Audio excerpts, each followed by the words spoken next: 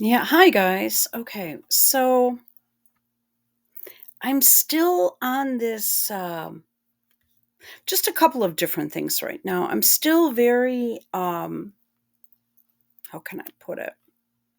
I think the volume is okay here. I'm very, you know, cautiously optimistic at the state of events that is going on right now with regard to Trump and what's going on. But I mean, the two key things here, three actually. Well, four. Okay, let's do that. So first of all, you've got MACRON coming in to try to deal with Trump, and I'm still kind of working on that. But I was listening to Scott Ritter on Jamal Thomas's show, which I should have had up. I'm sorry. And he mentioned that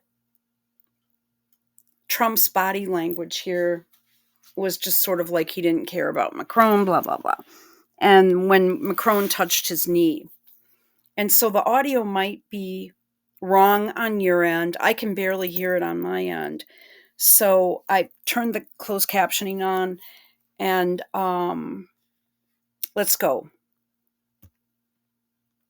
We're very close. Do you have A portion of it. something to say about that, Scott? We are very close. The Good. 1 yard line. All right, good. Mr. President. What? Isn't it refreshing to see someone actually give a press conference where, he's actually alert and forming sentences and stuff without note cards? Index cards! Oh, God, hang on a minute. Index cards for a president. And people took that seriously and didn't question it. And you have a drunk and high VP that ran for 100 days and people actually voted for her?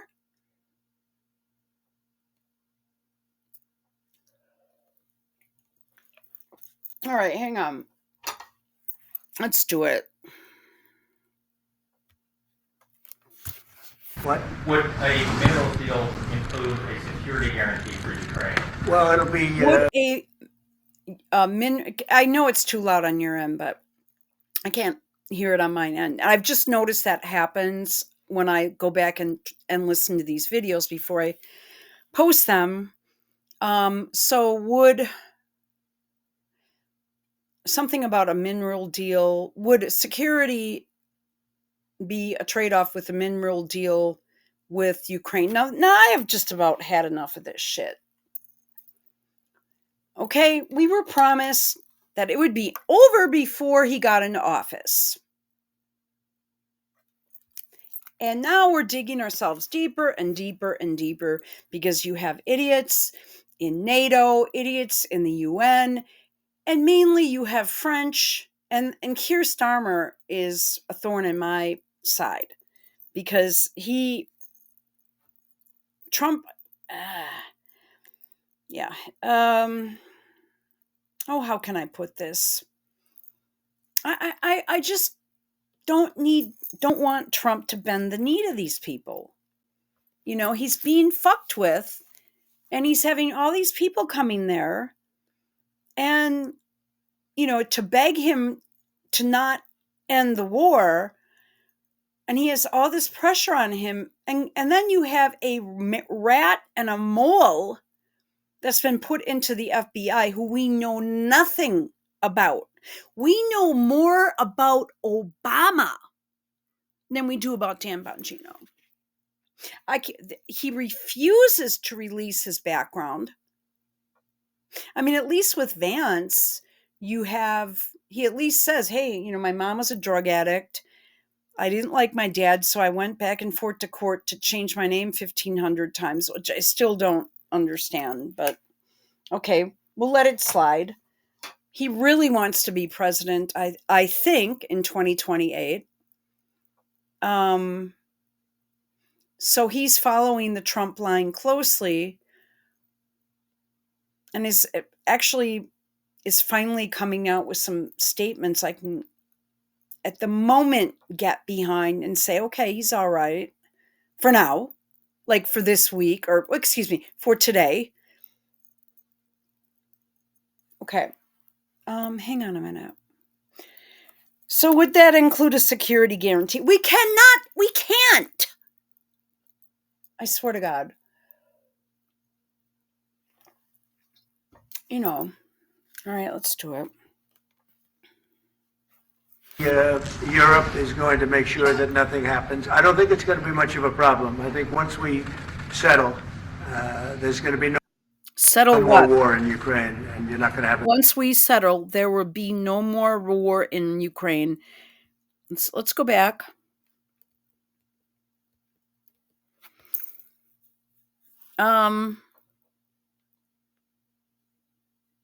Okay.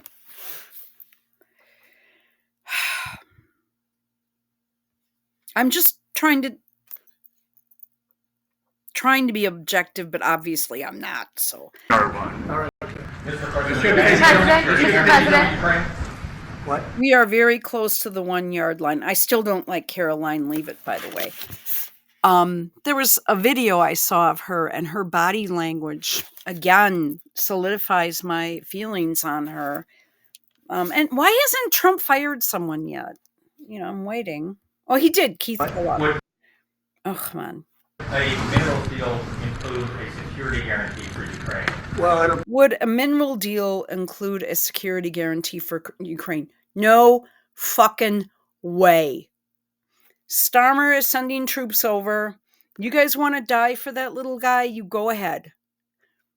But you'll be sort of almost at war with the United States if you pull that shit. And we've already kicked your ass once before and saved your ass. And you don't really have the weapons to do much. You don't have anything against, UK basically is, according when I've listened to Ritter, basically has shit compared to Russia. Come on. And are they signing a death wish? All right, let's go. Let's keep. Oh gosh. I'm mad at myself here. Hang on. All right, let's go. Europe is going to make sure that nothing happens. Europe is going to make sure. Not the United States, Europe. Nothing happens. Hang on a minute. Excuse me. I'm sitting in a weird position, so hang on. Okay. Europe is going to make sure that nothing happens. I don't think it's going to be much of a problem. I think once we I don't think it's going to be much of a problem. I think once we settle, there's going to be no more war in Ukraine. Once we settle, there's going to be no more war in Ukraine. And you're not going to have it. It's not going to be a very big problem. It's not going to be a very big problem. He doesn't care. He doesn't give a shit about them right now. Keep watching. Be the least of it. Mr. President, we're hearing from some Greek media reporting that the U.S. has agreed to shut down a military base in Greece that's been a logistical hub for NATO. That who shut down? That the U.S. has agreed to shut it down at the request of Turkey and Russia. Is that at all true? Marco, do you have anything to say about that? He's like, what the fuck? And then you have Macron tapping him and stuff. Cripes, that reminds me of when I was giving my victim impact statement, only I was getting kicked. My chair was getting kicked, and I was actually being tugged and nudged. About 20 times. I don't even know how to tackle that situation. You can see that I'm very emotional about it. If I come off as this emotional, blonde chick on crutches, I know it's not going to look good because I've tried to be very firm with them. I've tried to be very nice with them. I've tried to be intellectual with them. They play games with me. They did play some weird head games with me, and yeah, whatever. Okay, let's keep going. Okay. Why is he interrupting Trump during a Trump question? Is Macron weird? Is off his rocker? He's asking Rubio a question. You have this one coming and saying all kinds of shit and tapping Trump. I mean, that's not a good, that is not right or good. Let's keep going here. The U.S. has agreed to shut down a military base in Greece that's been a logistical hub for NATO. That who shut down? That the U.S. has agreed to shut it down at the request of Turkey and Russia. Is that at all true? And Trump didn't know about it? Where is this coming from? The Duran? That dude in Greece that walks around reading MSM articles on his phone? All right, let's go. Marco, do you have anything to say about that? Look at this. MACRON, he's ignoring him. He's like, don't fucking touch me. He's like, what are you doing? It's like he's a fly. Oh, okay, I'm loving this though. Sure, that's a no. Why is Frenchie over here? And I am, you know what? My grandfather, or is it my great grandfather? Oh, I'm sorry. My great grandfather my grandfather, I apologize, is half French. Just to let you know, French and Irish. I don't have the details of how they met, but he was from Ireland, and they actually got married in France. Eventually made it here. I don't know if they went back to Ireland. It's a long story.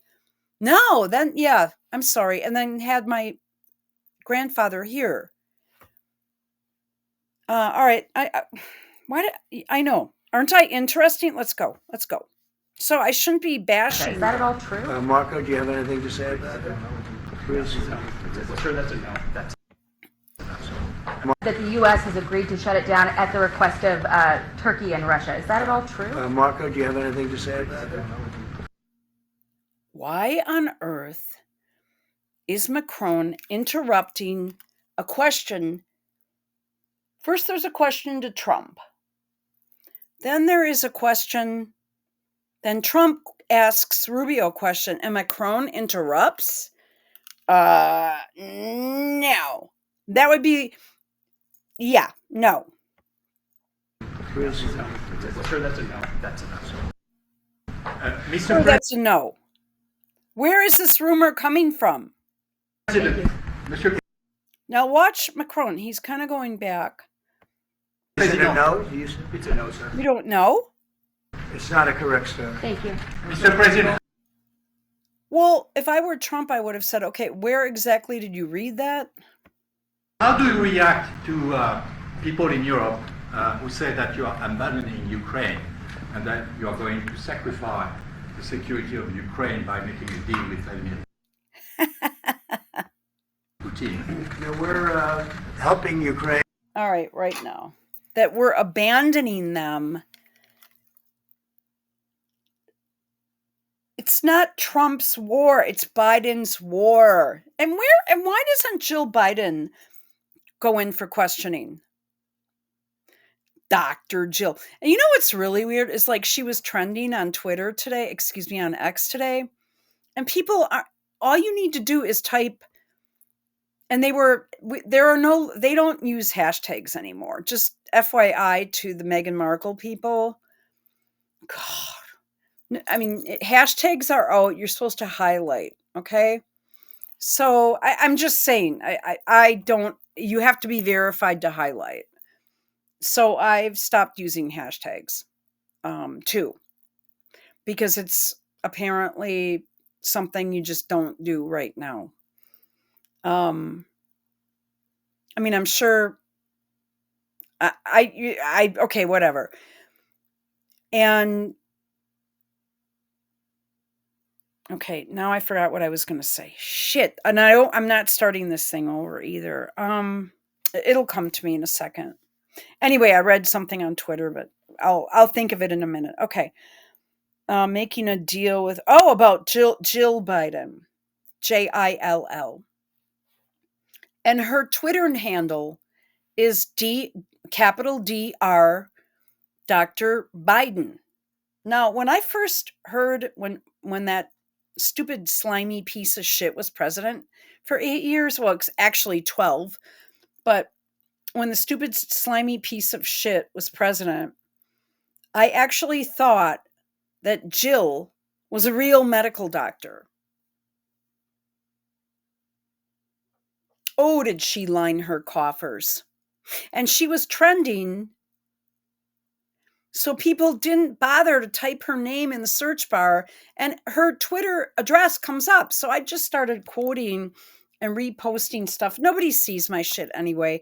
I'm totally like shadow banned or something, and I don't know. I mean, once in a while, I mean, I get maybe 30 replies a day, and half of them are insults. And about a quarter of them are by porn sites that, certain keywords like I just love so and so, or I really love this, or talking about a man, or something. It's really strange. And her Twitter handle is her X handle, her account name is, like I said, at Dr. Biden. But she said do you know that she ran cabinet meetings with Hunter while Joe was sitting there, and she would sit at the head of the table? I saw at least 2 or 3 videos of this today at different times, not all taken at the same time. And then Joe would look down at notes and read something, and then she's like pointing at people. She's got her glasses on, she's, and I'm like, what the fuck is this? I don't know. And he's getting taken in by these little rascals, making a deal with Vladimir Putin. All right, so the question again. Thank you. Mr. President, how do you react to people in Europe How do you who say that you are react to people abandoning in Europe? Ukraine and that you are going Let's to say you're abandoning Ukraine. I'm going to go ahead and tell you right now. He could give a flying fuck about Europe. I keep telling that to you guys, and you guys get mad at me, but I'm not just making this up. I'm getting it from other sites, podcasts, videos that I'm reading. It's like not part of his, it's not, he doesn't care. He doesn't really even want to be in NATO. He'll say he does, but in 2015, he talked about US out of UN, take the building in NYC and make it into a condo, and pulling the US out of NATO because it was antiquated. That's why, 2020 happened, and why they tried to kill him. Or, one of the 100 reasons why. All right, let's keep going. You're abandoning Ukraine, and he's looking kind of pleased. He's like, finally, a question I can, finally somebody's, standing up for me. Go. Oops, what am I doing here?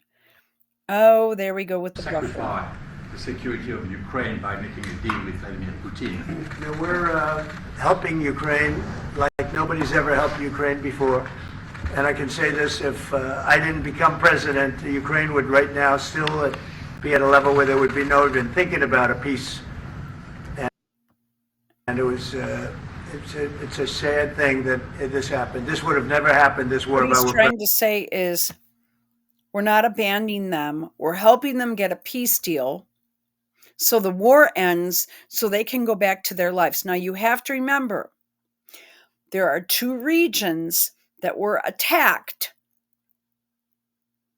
where Kiev attacked the Lugansk and Donetsk regions that had already held, I don't know if it's the right word, referendums to be under the I know that you know what, and I'm so sorry because I know that this is like, I'm not using the right terminology here. They are ethnic Russians, number 1. Number 2, they didn't want part of, as we're seeing with Doge exposing a lot of stuff. I have nothing against, if you want to do whatever the fuck you want to do in your bedroom is fine with me, as long as you're not abusing anyone or an animal or something. Okay. Seriously, it's none of my business. And as I was growing up, that's seriously what we were taught to believe by everybody. You don't like, okay. I had a paper out. I talk about it all the time. I was 12 and a half years old or 12 years old, one or the other, when I started doing the route. And I shared it with my brother because he was at basketball practice. And there was a gay couple on my route. It's now Deep Hood, unfortunately. And there was a gay male couple.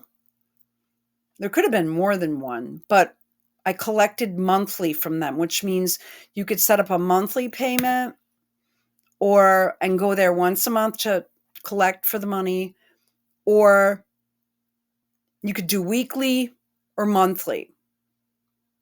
And I had to hand collect cash. And that's just the way it was then. It wasn't like you wrote a check for, no, you paid the paper route person. And then the paper route person would always get a tip. I don't think there was ever a time where I never got a tip. And what was really weird was that my brother, who's like, oh gosh, I don't know where to start with him. He's enigmatic. I mean, okay, that's not even it either. Okay, he walks into a room and all the attention turns on him immediately. And I'm assuming, my mom, when she was, before she got married or when she was first married, or before when she was, I don't remember specifics like this, but I just know, they look the same. They have the same like height. And my brother's, he's like 6'2". He's, got a body like RFK Jr., but not like bulked up quite as much. And he just, right away, he just, boom, enters a room and he'll say something to someone or do something, and people are right away smile and are like, oh, wow. Which is, I don't have a problem with, but when you're around him and you're out in public and shit like that, you have to know that about him, because he doesn't he just always has a spotlight, and he's so accustomed to that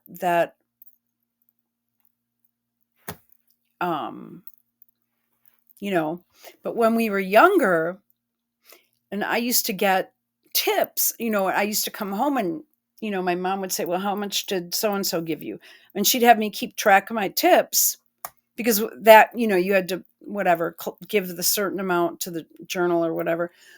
And you had to, drop the money off and all, and, or someone would come and pick it up or something. And I was getting higher tips than my brother because I was one of the first girls to get a route. And I remember there were these two gay men, and it was like nothing. Oh, my mom was just like, oh, I think they're gay. Or no, they're gay and they're hairdressers. I mean, I don't even think she went, well, they're gay. I'm like, well, Mom, what about the two men that are living together? No, yeah, they're both hairdressers. They're gay.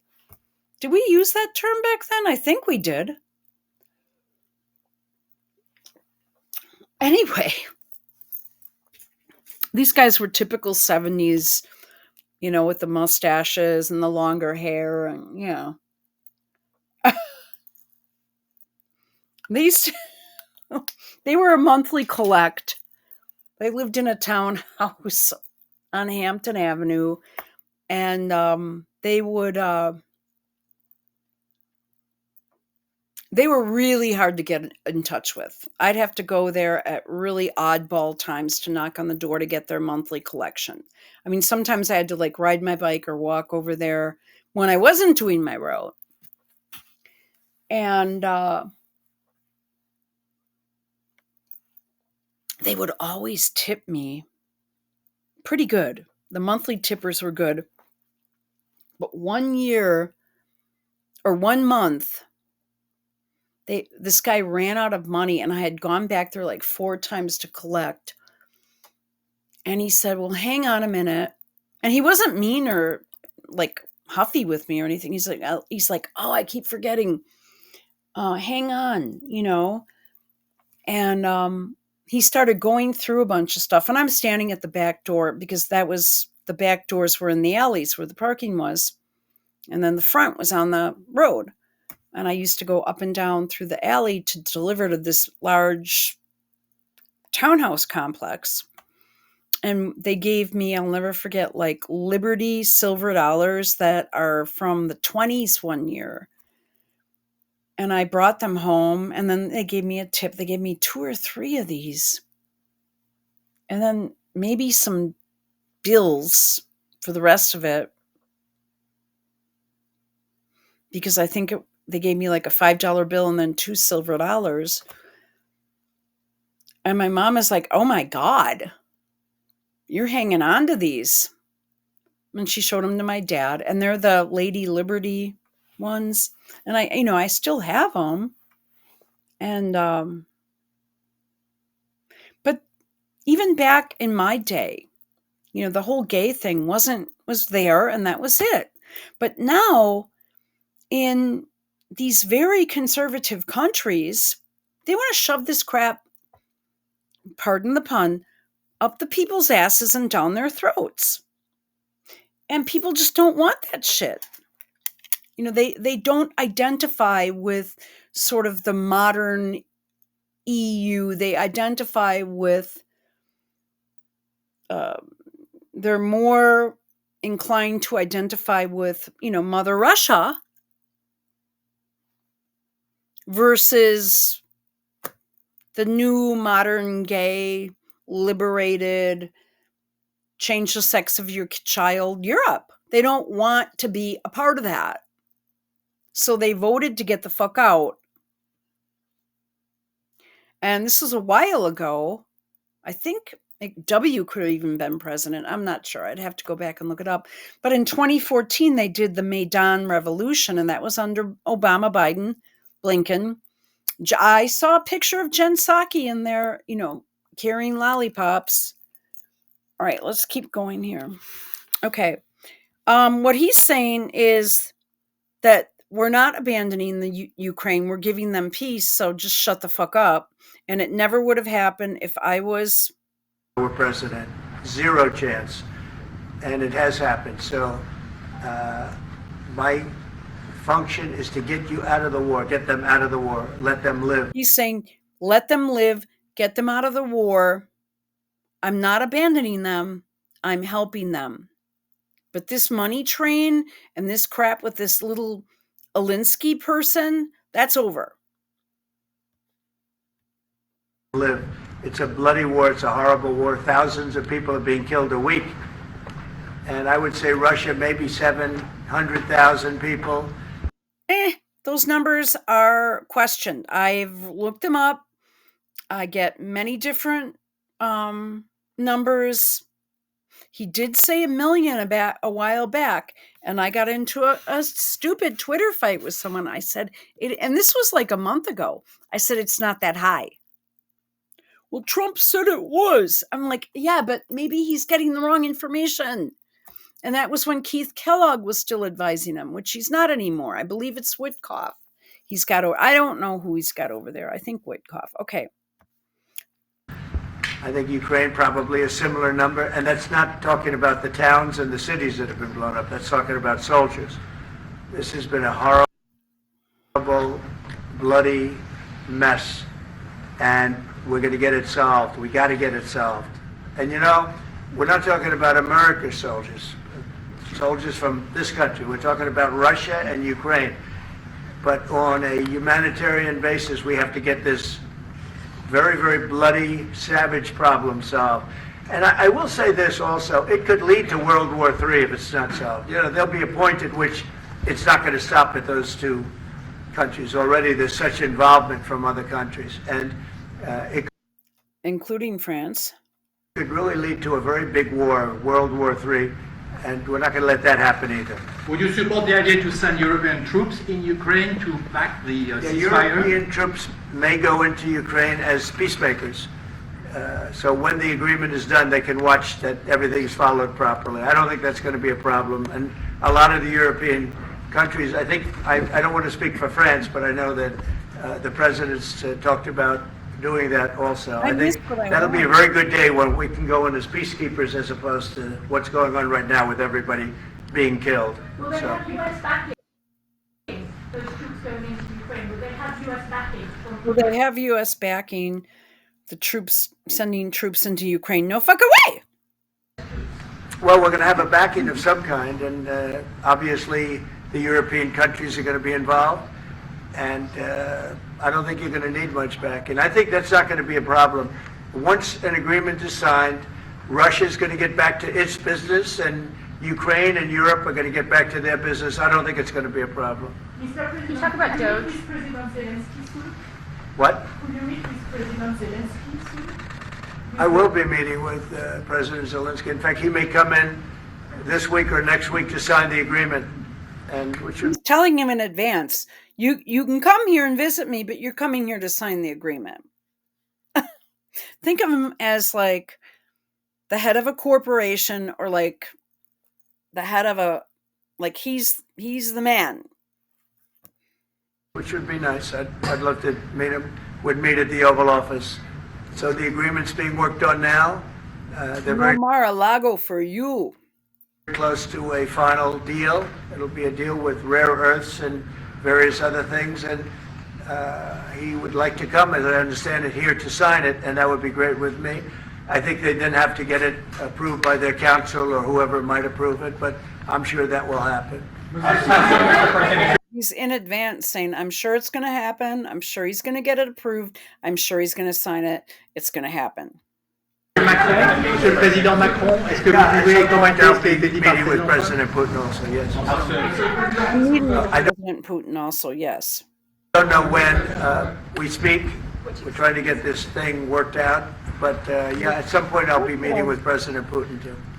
Monsieur Macron, s'il vous plaît, est-ce que vous pouvez nous dire quelques mots en français? Mr. Say President. it. I can say a few words in French. Yes. Non, le président l'a dit, je pense que c'est un moment important.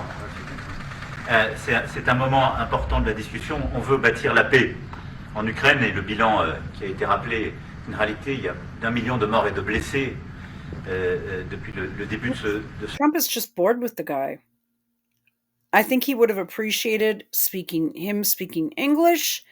Him speaking English so that he could understand it. But just look at him. He's just like bored. de ce conflit et de cette guerre d'agression. Notre volonté, c'est que cette paix dure, parce que nous avons déjà eu un cessez-le-feu, et une paix qui n'a pas été Trump is just like, okay, whatever. respectée. C'était les accords de Minsk, 1 puis 2.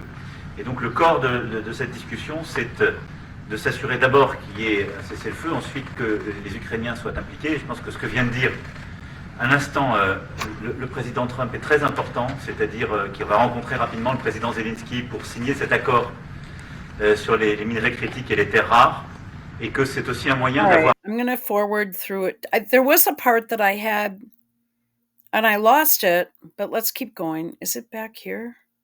Where he grabs Trump's knee at some point, and it just looked weird, but I'm not going to go through this whole thing.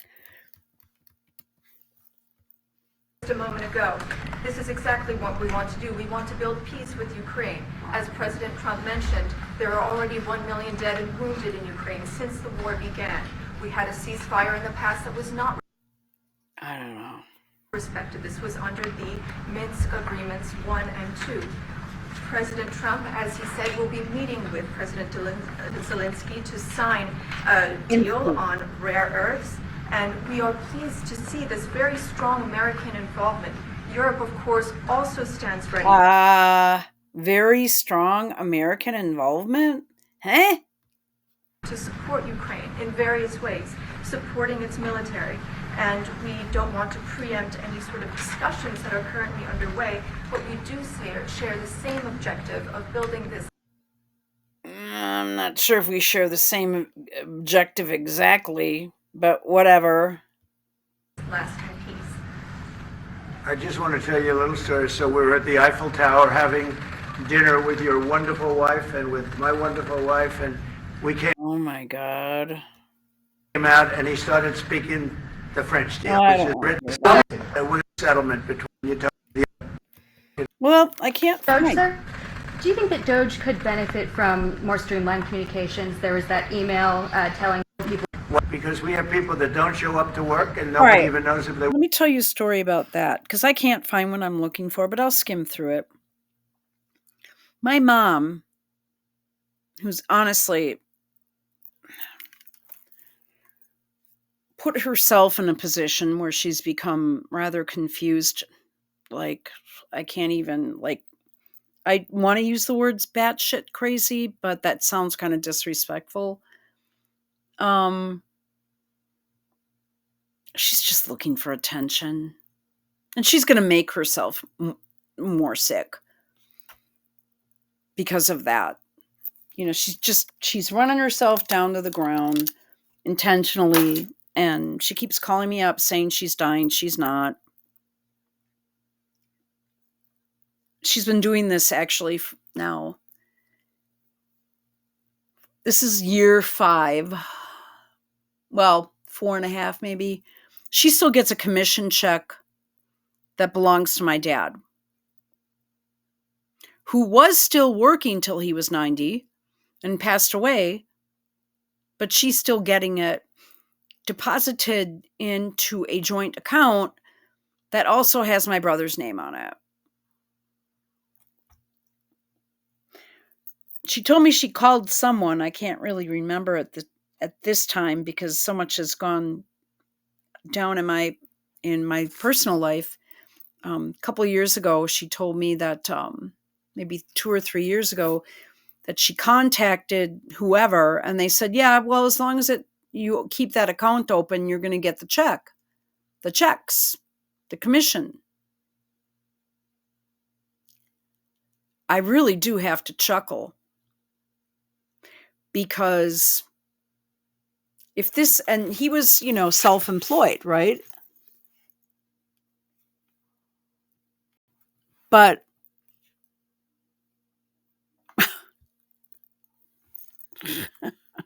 you get it? You get what I'm trying to say here? If it's happening in my family, I can only imagine what's going on, especially in the Hispanic community of illegals that are getting Social Security checks.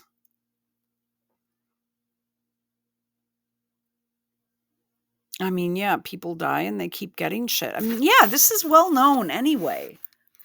But yeah, people who aren't showing up to work are getting paid. And it's not just in government industry or government agencies. It's in other industries. Okay, let's keep going. If they work for the government. So by asking the question, tell us what you did this week, what he's doing is saying, are you actually working? And then if you don't answer, like you're sort of semi-fired or you're fired, because a lot of people are not answering because they don't even exist. They're trying to find, that's how badly That's true. various parts of our government were run by, and especially by this last group. So what they're doing By this last group. is they're trying to find out who's working for the government. Are we paying other people that aren't working? And, where's all that? Where's the money going? We have found hundreds of billions of dollars of fraud so far, and we've just started. We're actually going to Fort Knox to see if the gold is there, because maybe somebody stole the gold. Tons of gold. Some of the agencies. So I think it was actually there was a lot of genius in sending it. We're trying to find out if people are working. And so we're sending a letter to people, please tell us what you did last week. If people don't respond, it's very possible that there is no such person or they're not working. Some of the agency heads instructed their employees not to respond because they were waiting on further guidance, but Elon Musk's tweet said a failure to respond would be taken as a resignation, so there's been a disconnect in communications. Yeah. Are you How was that concerned a at all about disconnect? No. That was done in a friendly manner. Only things such as perhaps Marco at State Department where they have very confidential things, or the FBI where they're working on confidential things. And they don't mean that in any way combatively with Elon. You know, Marco hasn't annoyed me too much yet. They're just saying there are some people that you don't want to really have them tell you what they're working on last week. But other than that, I think everyone thought it was a pretty ingenious, just as we're doing with Ukraine, if we could do some economic development in terms of All right, so let's listen to Scott Ritter. Russia and getting things that we want. You know, right here. And then, you know,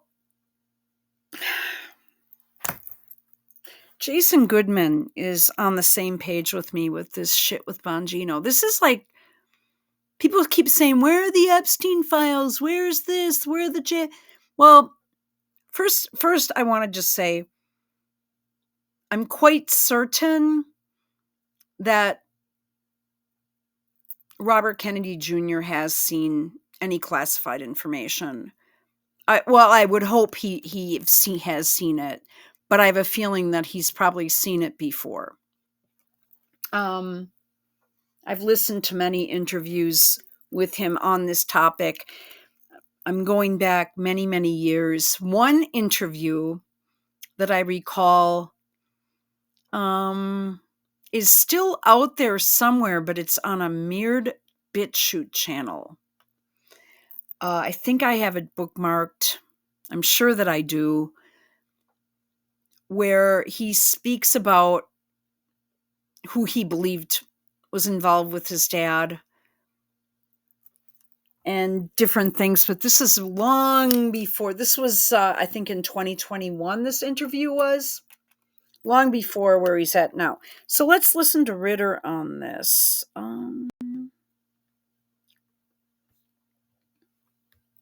Anything that is realistic and common sense based. It's not propaganda.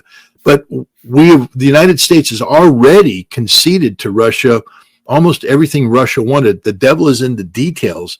But the United States isn't going to sit there and allow Zelensky to screw this up.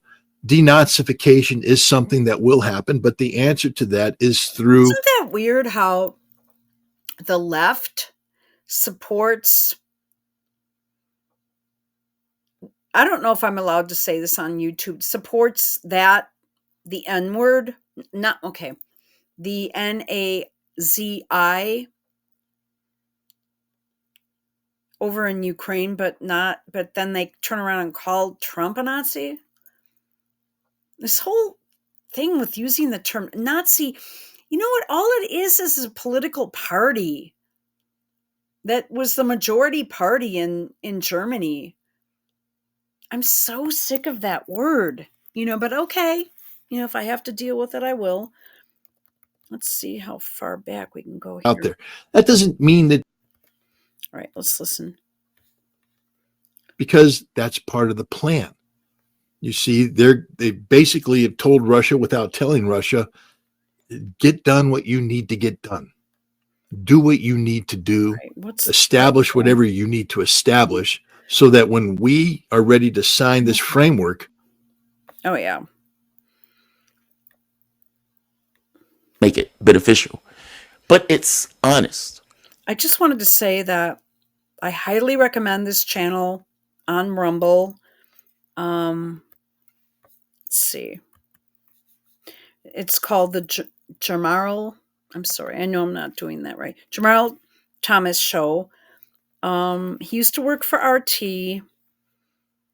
Scott used to work for RT. A lot of these guys have post on Rumble, and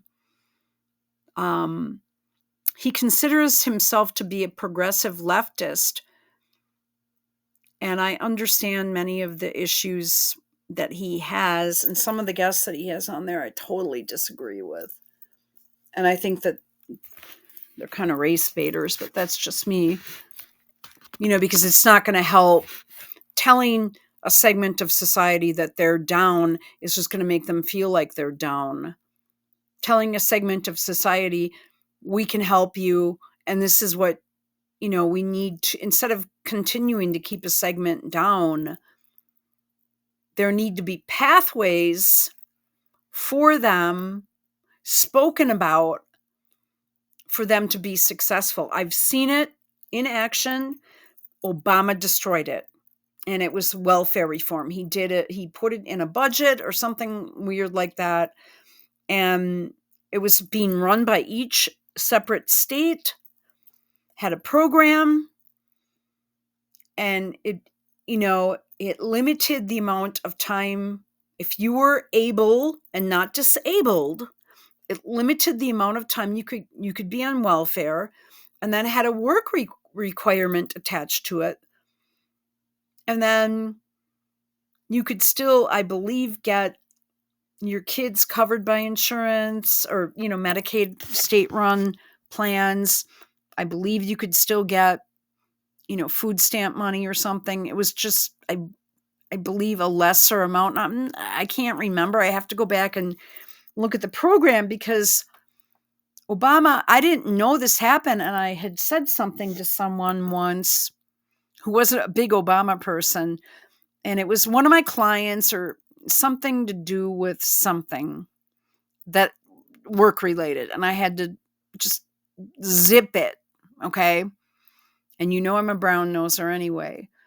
Well, you might not know that, but in the workplace I am. And I remember someone saying something, Obama got rid of that. I'm like, oh, he did? And I was just really shocked. And then I have done a lot of research on that. And it really, actually, crime went up. And I believe self-confidence went down as a result of that. Meaning, if you can just kind of sit around all day and get paid for it, then you're sitting around all day getting paid for it, right? But it doesn't build skills or confidence. And I had seen, I used to cover the hood with with everything.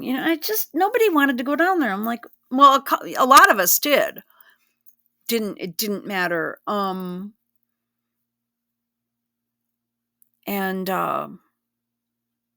when I was in real estate too,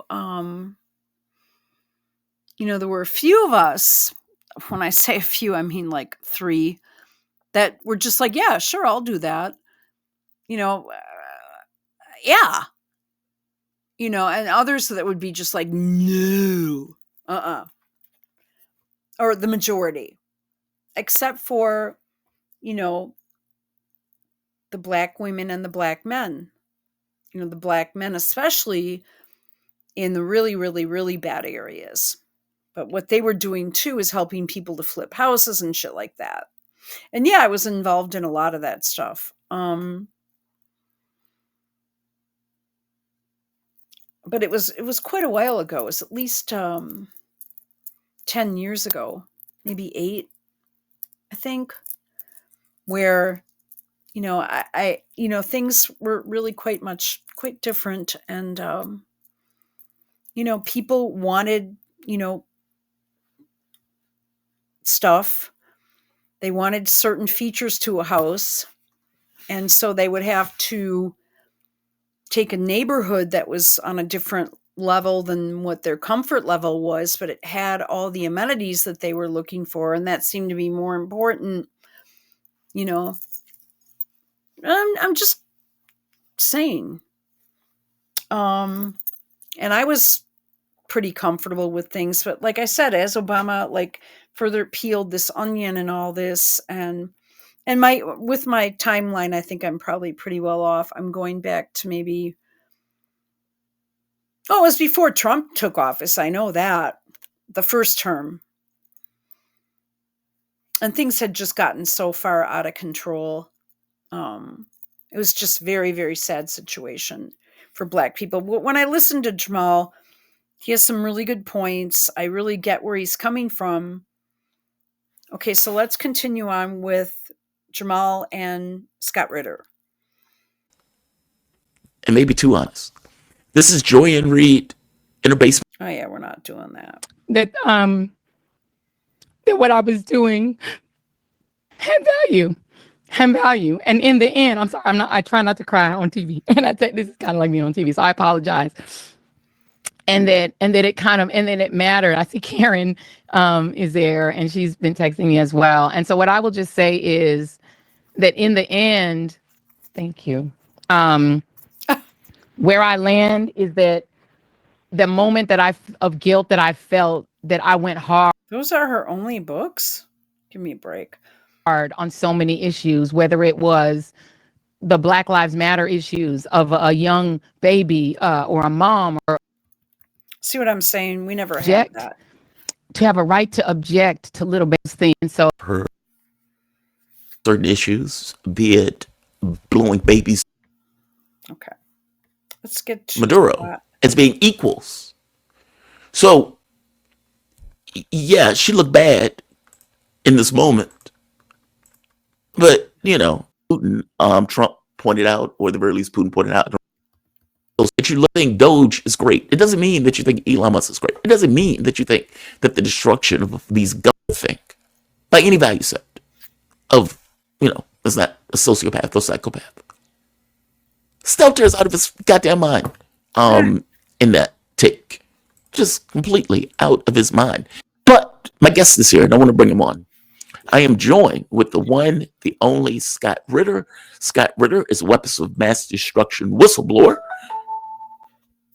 Okay, I don't know what that was. Scott Ritter is a weapons of mass destruction whistleblower. Scott, welcome to the show, man. How you doing today? I'm doing great, thanks. Yourself? I am doing great. I am better that you are with me. I have to get your take overall negotiations that are taking place between Donald Trump and Putin. Trump pointed out, or the very least Putin pointed out, I don't remember which one. They both seem to be on the same page. They said that they're discussing a major deal. I think that was Trump who said that. MACRON is here. Apparently, Keir Starmer is going to be coming also. They're trying to deter and derail these negotiations. What do you think they're talking about? It can't just be about the Ukraine war. If it's about the Ukraine war, the U.S. is too limited to do anything in real terms on that. So it has to be something larger for them to be having this discussion. And Trump himself did say that they're talking about a major deal. What do you think that conversation is that they're having? Well, again, I tried to tell people the Ukraine conflict is rooted in a decades-long posture by the United States regarding first the Soviet Union and later Russia that is confrontational in nature, adversarial based. We had one brief shining moment of friendship breakout from 1988 until 1992. The United States went back to its policy of seeking to deconstruct Russia, to restrict Russia, to weaken Russia, to suppress Russia. And then when Russia refused to cooperate, when Vladimir Putin became the president on New Year's 1999, 2000, we took an even more aggressive posture towards it. And this manifested itself in the Ukraine conflict.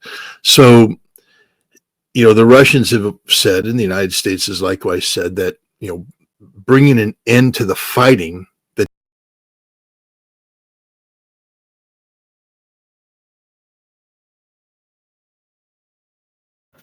the U.S. was taking advantage of Russia. Putin comes in and says no more. He got rid of, and I quote, the oligarchs. They were mainly of a certain faith-based group.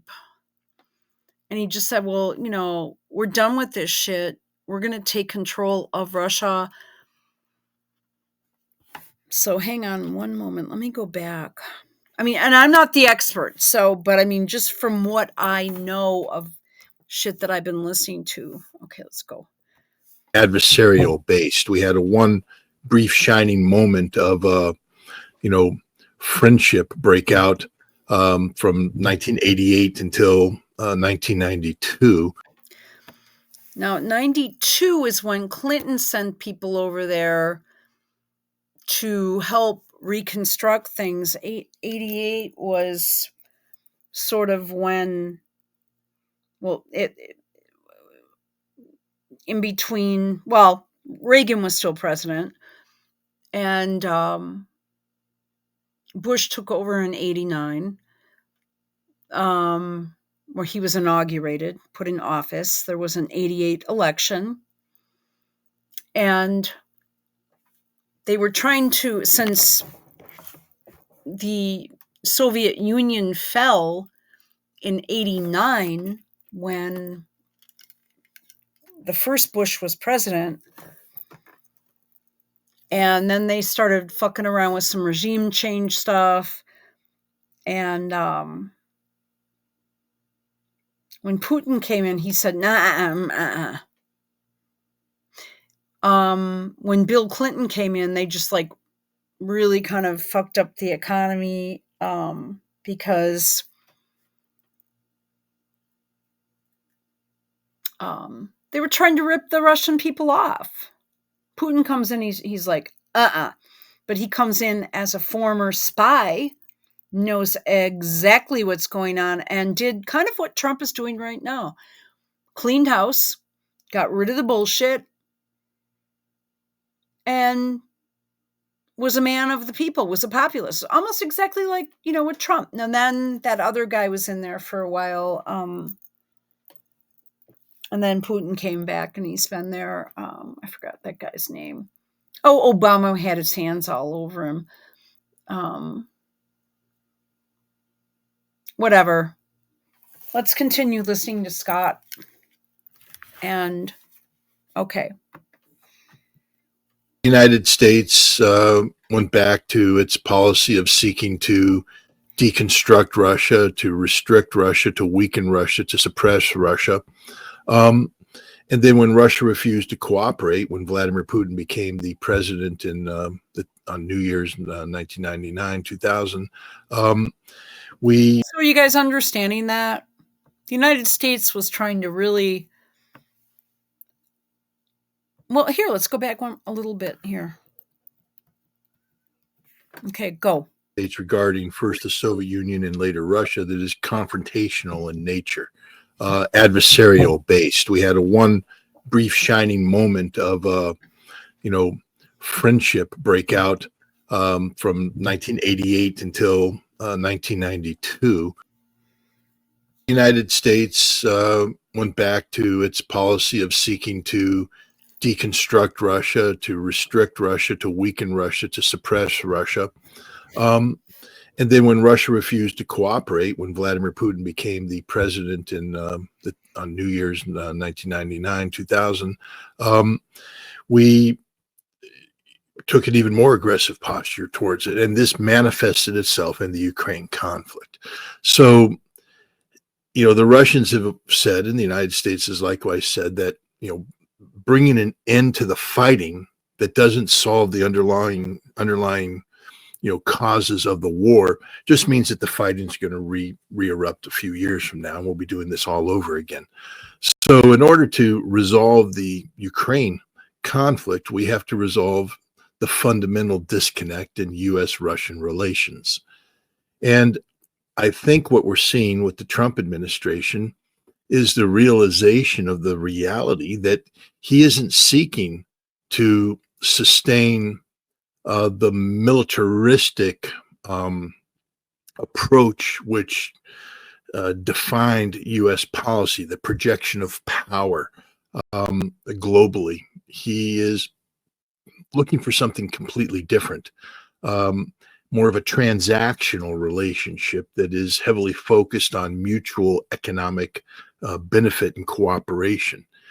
And we see elements of this. We know that the 90-minute phone call that he had with Putin and the meeting that took place in Riyadh both addressed issues related to energy security. The United States and Russia are two of the world's leading oil producers, oil and gas producers.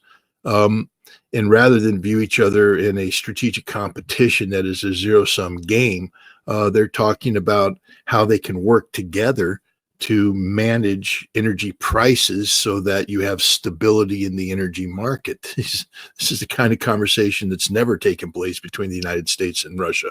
Normally it takes place between the United States and Saudi Arabia. But they're even going beyond that. Trump is breaking the paradigm of what normally constitutes security guarantees.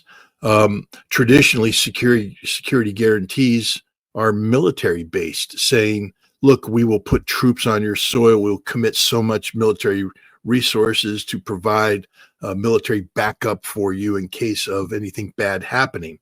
And Trump's saying, we don't want to do the military thing anymore in Europe.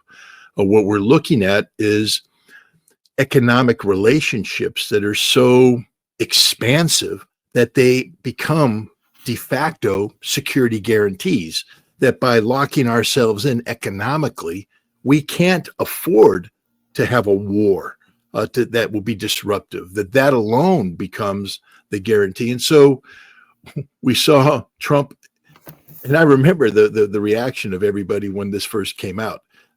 You know what? I've got to just pause this for one moment. Uh-oh, what do I have going here? Okay. Okay, let's resume.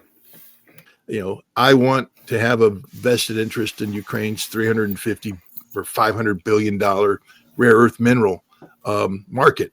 Look at Trump. He's a colonial expansionist. He's this, he's that. He's horrible. He sucks. All he wants to do is economically rape Ukraine. And I'm like, guys, you don't even begin to see what he's doing here.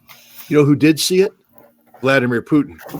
Because yesterday, Vladimir Putin came up and said, hey, conversation you have with Ukraine, that $500 billion thing, we got $7 trillion worth of rare earth minerals, and we'd like to cooperate with you. And guess what else just happened? In Africa, the Republic of Congo said, yeah, we got a couple $1 trillion worth of rare earth minerals too. We got M23, this terrorist organization running crazy. Everything's gone insane. We'd like to have the United States, China, and Russia come and jointly exploit this together. Okay, so, it has to be mined. And they would probably already, okay, let's continue. Shut up, right? Economically, and that would become a joint security guarantee. The world is being redefined. But if everybody's getting along and everything is mutual, what do we need? Why would we need to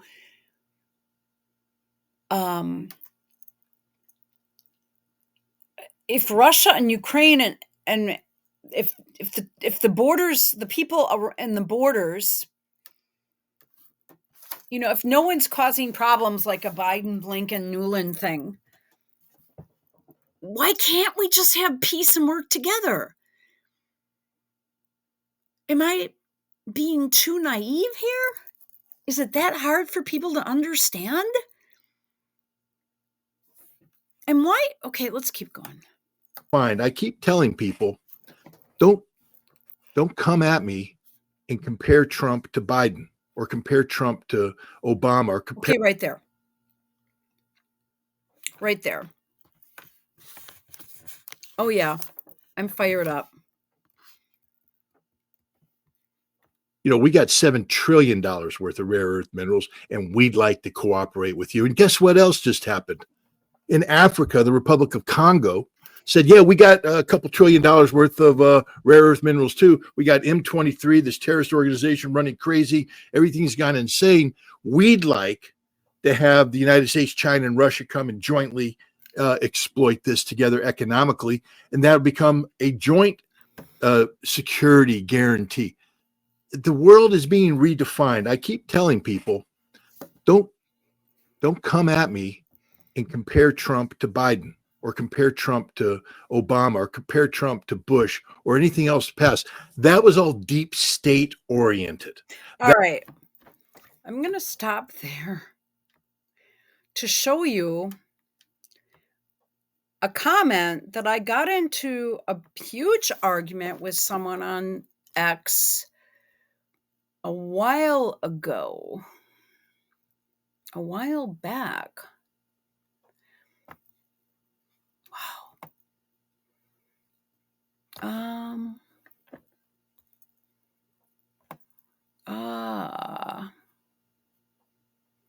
Wait a minute.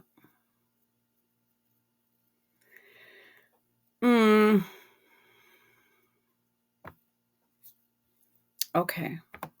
Wow. Well, let's see how far back we can go. I don't think Amber's around anymore. Let's keep going. There were some women here who they blocked me. Can you imagine? Fucking blocking me? I'm just joking.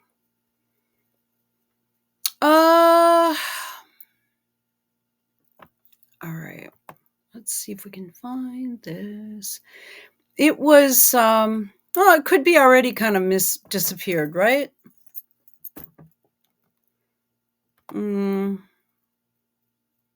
I don't know. Lots of weird stuff going on. Just ignore some of this stuff. People just are constantly trolling me and stuff like that, and calling me a Russian troll. I mean, how stupid. Yeah, that's nice. See what I'm saying? Oh, okay, right here. So the tweet was,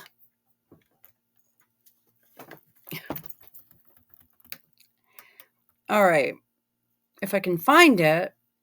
Oh, it's just totally gone now.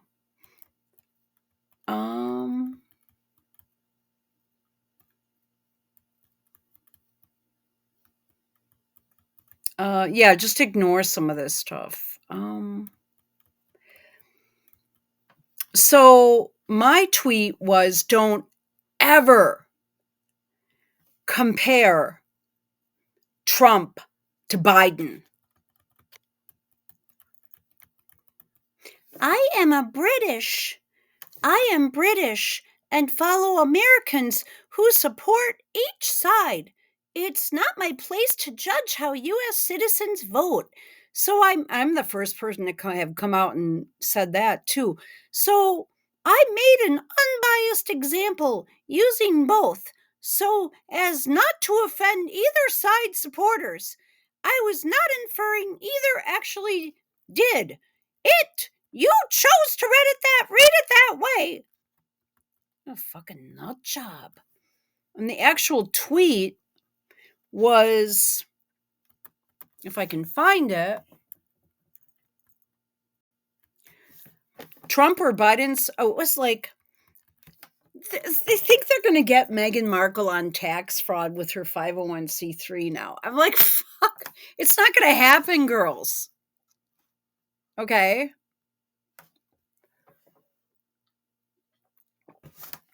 It says,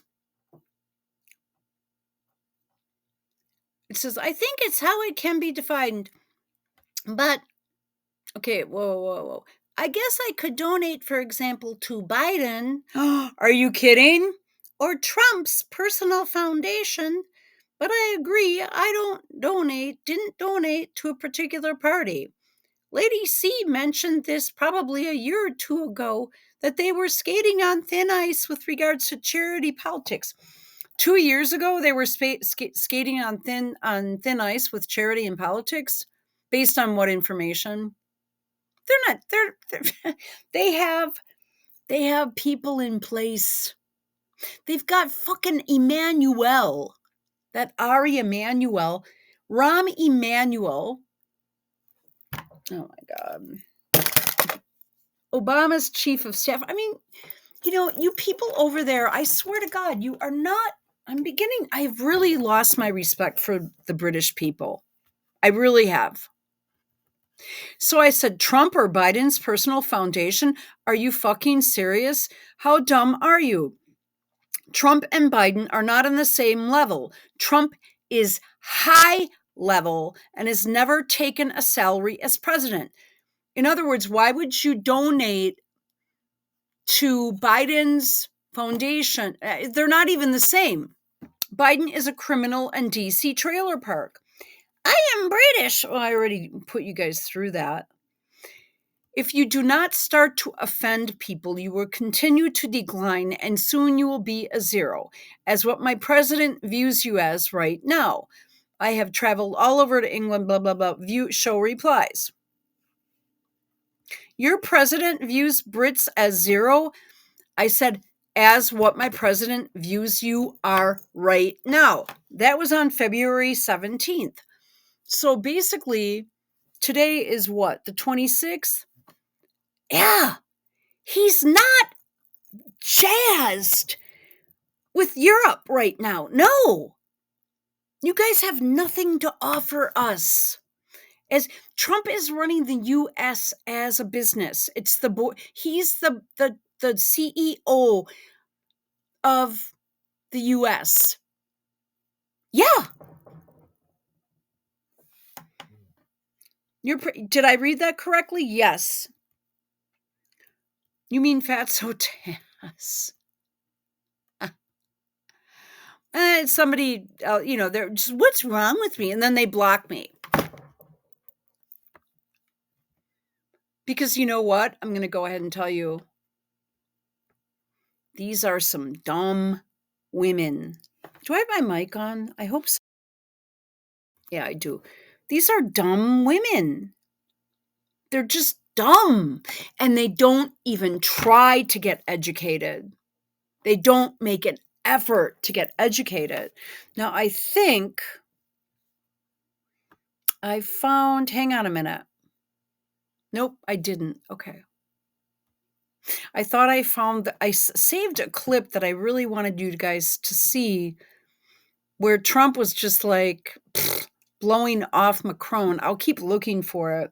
I just, that's the problem with shorts right now is that you want to capture something or you want to capture like something. And if it's not 5 minutes long or whatever, they put it to a short, to compete with TikTok. And I just hate that. My hospital videos are going to shorts. And I hate that. No one's going to go looking for a short. I don't know anyone that does. And I hate my videos being there. But it automatically goes there. Even though I check the box, don't do it. Allow to be remixed into shorts. Well, it doesn't matter. They'll just put it there. It doesn't matter. Okay, now let's listen to Scott one more time. Guys, you don't even begin to see what he's doing here.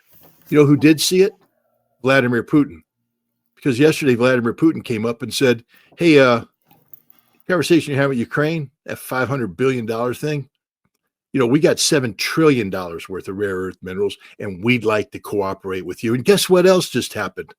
In Africa, the Republic of Congo said, yeah, we got a couple $1 trillion worth of rare earth minerals too. We got M23, this terrorist organization running crazy. Everything's gone insane. We'd like to have the United States, China, and Russia come and jointly exploit this together economically, and that would become a joint security guarantee. The world is being redefined. I keep telling people, don't come at me and compare Trump to Biden or compare Trump like to have the United States, China, and Russia come and jointly exploit this together economically, and that would become a joint security guarantee. The world is being redefined. I keep telling people, don't come at me and compare Trump to Biden or compare Trump to Obama or compare Trump to Bush or anything else past. That was all deep state oriented. That was the establishment defining how America interfaced with the rules, generally through the vehicle of the rules-based international order.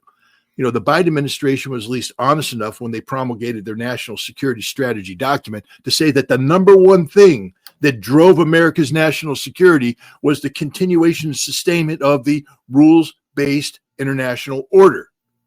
Trump while he campaigned, said the greatest threat to American security is the rules-based international order. That is a deep state-driven methodology, and Trump is deconstructing it as we speak.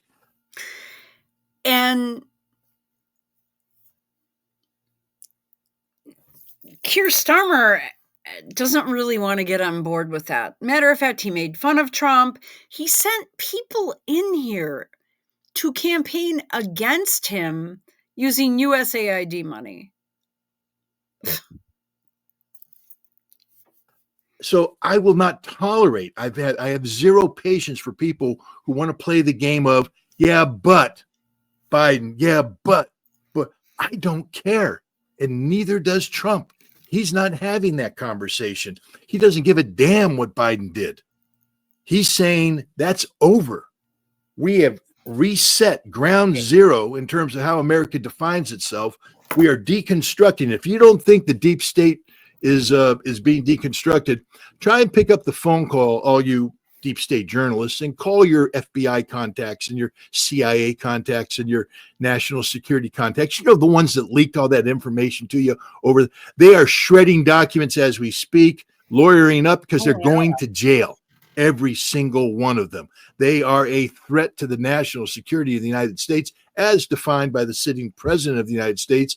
And he is not relying upon, the James Comeys and the Christopher Wrays and the deep state FBI establishment or the, all those Department of Justice attorneys that would, hear a president say something and then do nothing, because that's what the deep state does. He fired them all. They're gone. They're finished. Kash Patel, Dan Bongino. No, not for me, Scott. Nobody knows right now what Trump's policy on Africa He sort of wants his passport back, but is. And I told him that not even Trump knows. But I can guarantee one thing. It won't be anything like past policies. And so we are literally looking at a completely new paradigm on how Trump interfaces with the world. And this relationship with Russia, and there's no guarantee this is going to work, Jamal. I mean, we still have to solve the Ukraine problem. I'm optimistic, but I don't want to count my chickens before they hatch. Right, of course. But this approach is fundamentally different than anything we've ever seen before in the history of the United States. I mean, everybody who's alive today, understand this. No matter what you think of Donald Trump, when the history books are written and your grandchildren read about this, you were alive during this period of time. Right. And it's not Biden. Oh my God. This is as historic as it gets. This is about like being alive during the original American Revolution, during the American Civil War, during FDR's transformation. This is fundamental in nature, what's taking place. And if you don't respect that, then I can't respect your analysis, because your analysis won't be founded on reality. If you continue to assess the United States from the framework of the Biden administration, the Obama administration, what came before, that United States no longer exists. Radio. People maybe haven't woken up to that fact yet. No, they haven't. That United States no longer exists. You've been what? That's what I'm saying. It's sort of like, why is there such a large segment that is just not like here we are watching the world being rebuilt, and they're concerned about a statement that a Jamaican hermaphrodite says on a YouTube channel about some 2-bit hookers 501c3. Help me out here. Watching the Middle East for some time now. I know you have, because I've talked to you about it. Yeah. And the major military command in the Middle East is Central Command. We've been watching Europe. We've talked about it. And the major military command in Europe is European Command. That's the American command that runs NATO. We also have out of Stuttgart, Germany, Africa Command. Ask the Pentagon how much money is being allocated to sustain these three commands going forward. They don't know. They don't know. No, they're cutting them. They're cutting them. They're eliminating them. They're reducing them. The United States is no longer playing the game. The two priorities for the Pentagon as they move forward with their 8% reduction per year for the next 4 years. That's a 40% reduction in the Pentagon's budget without any guarantees from Russia and China that they're going to do the same. Trump has said, cut it 40% in 5 years, 8% every year. And right off the bat, the cuts are coming from the de-emphasis of Central Command, European Command, Africa Command. Wow. The world is changing. We are focused on homeland security and the Pacific. That's it. And so we have to understand that this peace relationship that's being developed with Russia isn't simply to redefine U.S.-Russian relationships in the context of a security architecture that previously existed. That security architecture is gone, and a new architecture is being built. One we don't know. We haven't seen the architectural designs. We don't know what this new building is going to look like, but what I can tell you, it ain't going to look like anything like that building that just been blown up. Yeah. No, that's a really good point. I mean, I've never seen anything like this. I will say that. It has been a shift in U.S. foreign policy almost overnight that Donald Trump is taking. You guys, like, this is the problem with these girls from Great Britain right now. Let me grab some water quick. Is that we're in the midst of a revolution that, you know, it's hard to follow. And, okay, how can I put it? You have to really keep on top of shit. But the world will change drastically in the next 4 years, hopefully, because we would have been dead, because a nuclear war would have most likely, in my opinion, well, in the opinion of many people I follow, including Scott Ritter, I mean, it would have been almost a 100% guarantee, which would have killed everybody pretty much. And, you know, let's continue. Let's make sure I'm so sorry for doing that. It's just, I'm listening to this and I'm trying to do a couple of things at the same time. And I think this is important for people to realize. Please don't ever compare that piece of human garbage and what even like a fund for someone that stole billions of dollars and had to pardon his family for a period of 10 years. And that's flying with you people over there. And at the same time, you're worried about something someone says under the auspices of a 501c3 and one of those people being Princess Diana's son? Come on. It's taking with him. As I pointed out, the negotiations, he's talking about a major deal. And as you pointed out, that deal goes beyond just ending the war in Ukraine. This is Mark Root. I want to get your take on this. So we are at the 3rd anniversary of the invasion of the special military operation. I want to get your take on what Rudd is saying. Ukraine continues to endure with courage that does not falter, hope that does not fade, and a spirit that cannot be broken. NATO has stood with Ukraine throughout Russia's brutal war of aggression. to keep the flame of freedom burning. We have kept Ukraine strong by providing arms, equipment, and training. The bravery and resilience of the Ukrainian people are an inspiration to the world. NATO will continue to support and stand with Ukraine and help it through the challenges ahead to ensure this war can end with a just and lasting peace.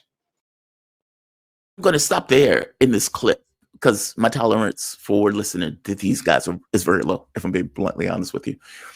Give me a take on that. This idea that, well, we're going to stand with them regardless. The U.S. is clearly taking a different tack, saying, to make this clear to the audience, yesterday in the United Nations, a UN resolution was being crafted by Europe.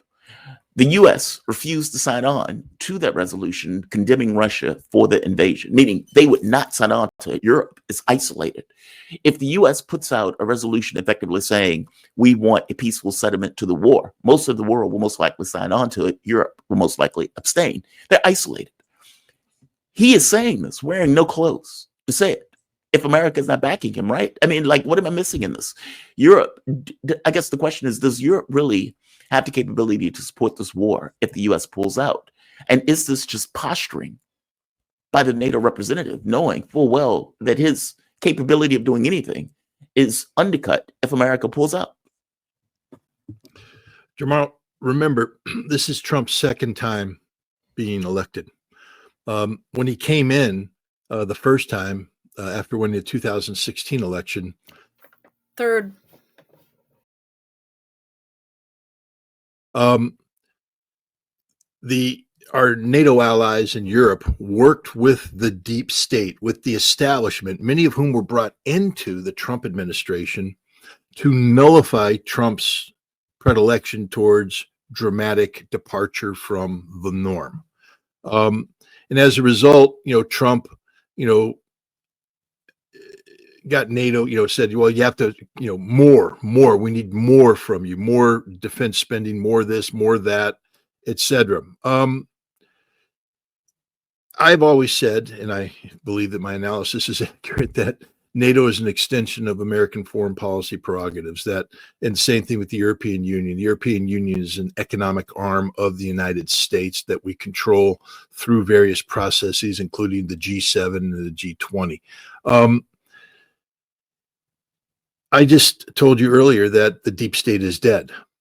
So why don't we view this? The deep state is Dr. Frankenstein. Europe is Frankenstein's monster. We have killed Dr. Frankenstein. He no longer exists. But the monster is roaming the world confused. It doesn't know what to do. It's going to die. It doesn't realize that because it's a brain dead monster. So it's on full automatic, and it will continue to pump out empty speeches that mean nothing. They will continue. So, yeah, the EU is no. He doesn't say, oh, it's a special relationship and all this shit. No, not at the moment. I mean, he'll say it, but his actions are just sort of like, fuck off. You were part of the problem that tried to kill me and tried to ruin my first 4 years and tried to put me in prison for the next 4 years. And fuck you, you are not coming near me this 4 years. I'll be nice, I'll be cordial and all that shit. But your little war project, the United States supporting you militarily and that type of shit, no, that's done. Yeah. They will continue to posture in a way as if they are backed by a deep state that no longer exists. But one by one, the deficiency. It no longer exists. So when these, sorry to say, extremely stupid women, I mean, their hobby is that?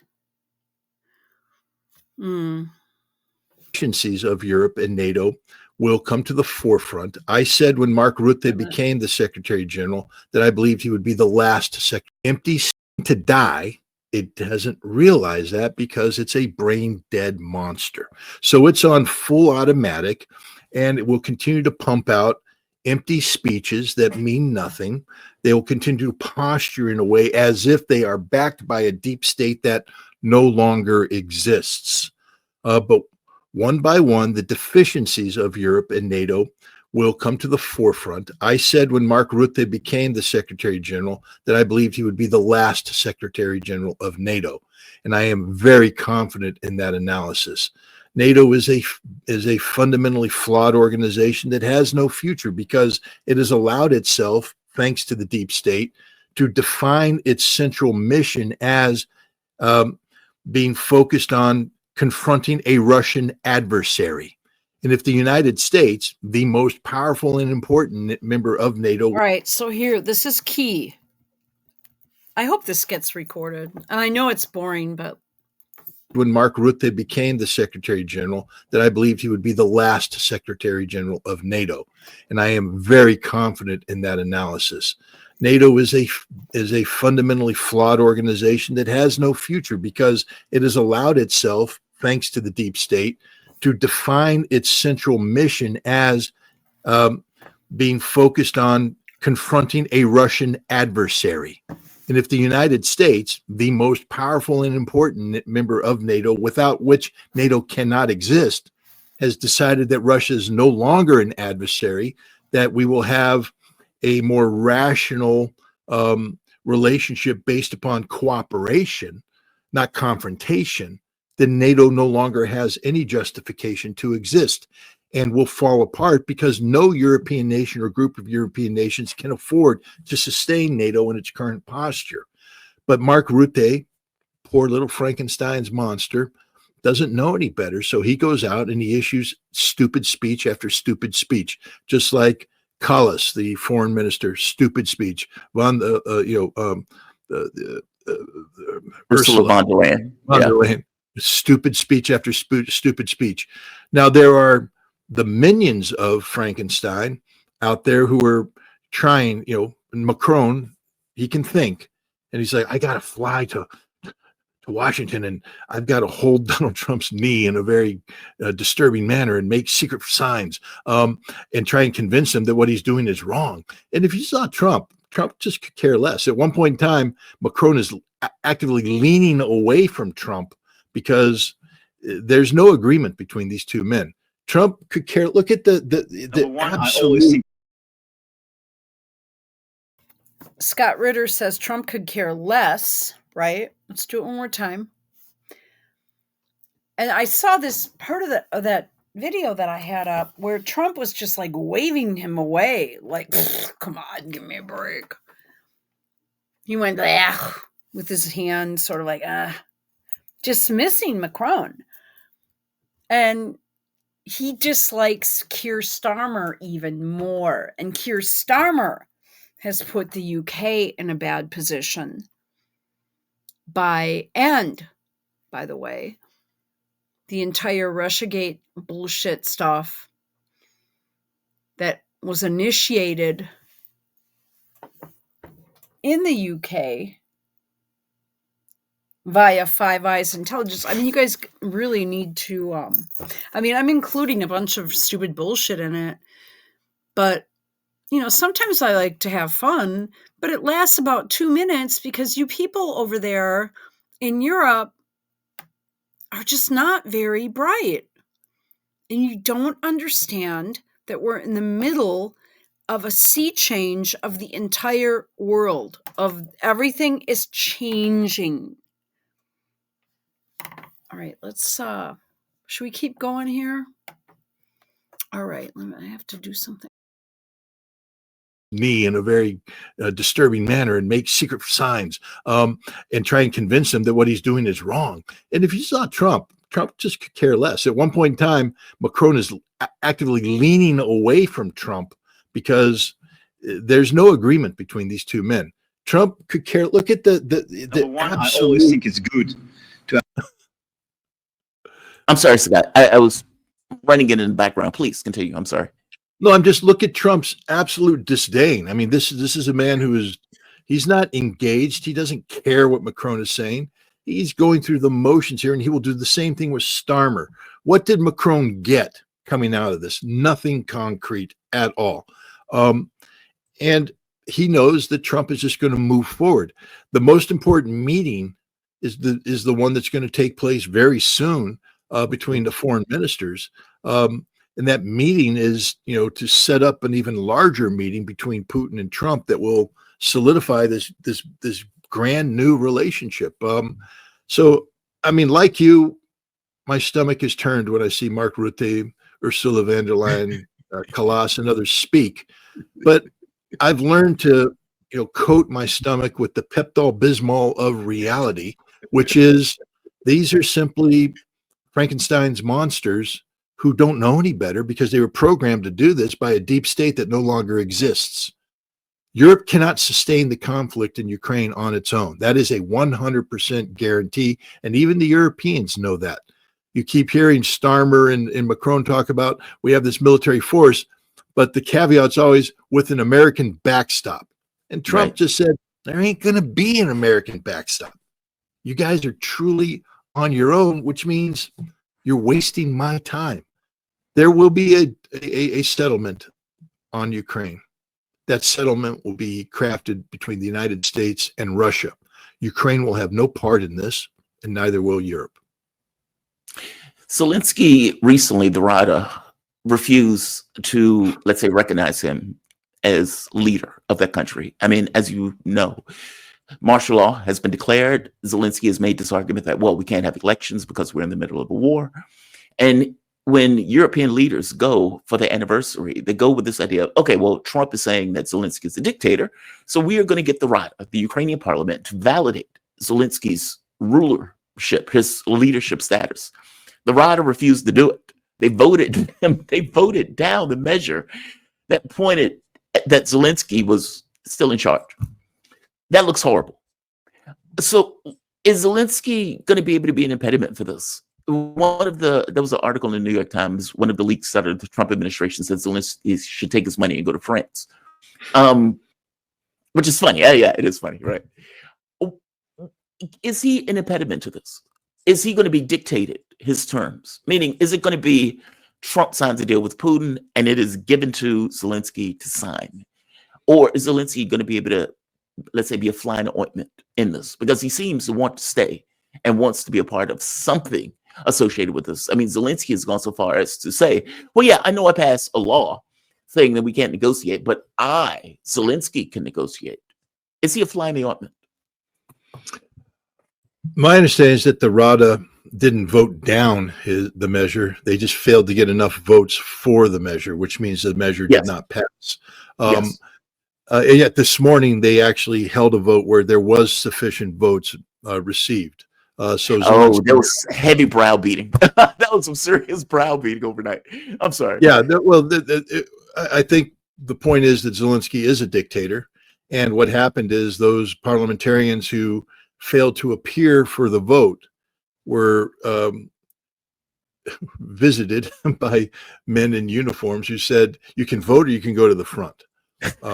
Your choice. And they went, oh, we vote. And so they voted. But it's a meaningless vote.